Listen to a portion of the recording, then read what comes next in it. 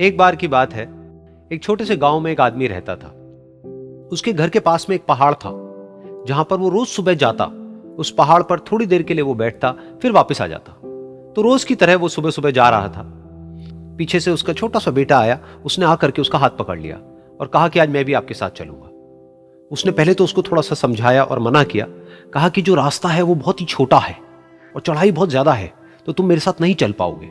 लेकिन फिर जब उस बेटे ने जिद करी तो पिता मान गया। तो दोनों पहाड़ पर चढ़ने लगे। पिता ने बेटे का हाथ कस के पकड़ा हुआ था। लेफ्ट साइड में पहाड़ थे, राइट साइड में खाई थी और रास्ता बहुत ही छोटा था।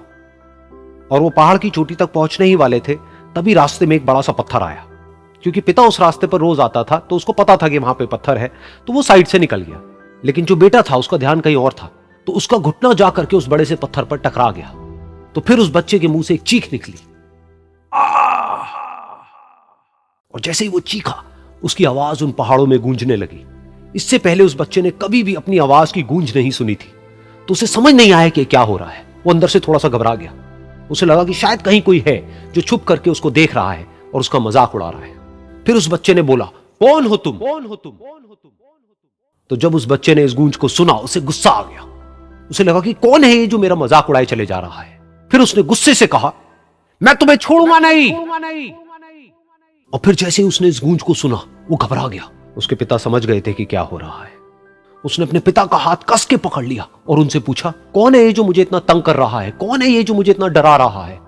तो उसके पिता थोड़ा सा मुस्कुराए और उन्होंने खाई की तरफ देखा और जोर से बोला, मैं तुमसे बहुत प्यार करता हूं।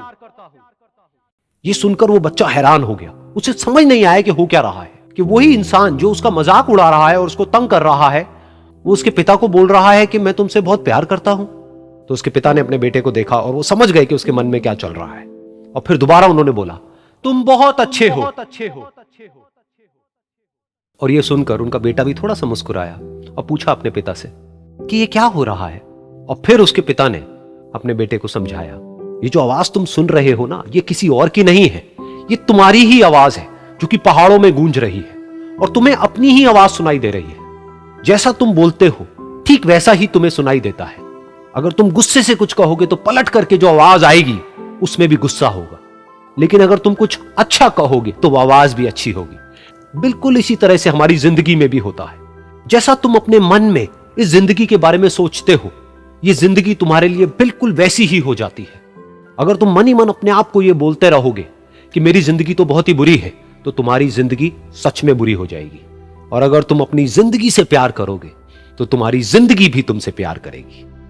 ये बात उस बच्चे के दिमाग में घर कर गई और फिर वो दोनों उस पहाड़ की चोटी पर गए। लेकिन बच्चे के दिमाग में यही बात घूम रही थी। और फिर वो बच्चा खिलखिला के हंसा और उसने अपने दोनों हाथ खोले और अपनी पूरी ताकत से बोला, मैं तुमसे बहुत प्यार करता हूं।